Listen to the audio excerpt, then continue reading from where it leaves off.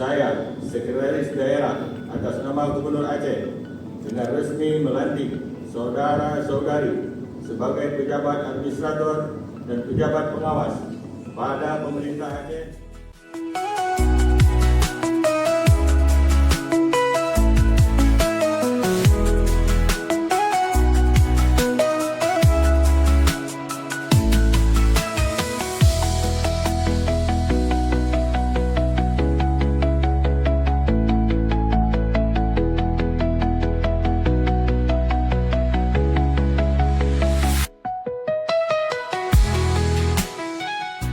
Semoga pelantikan ini membawa berkah bagi Aceh, membawa berkah dan kemudahan bagi pemerintah Aceh, dan membawa berkah kepada bapak-bapak, ibu-ibu semua dan keluarga sekalian.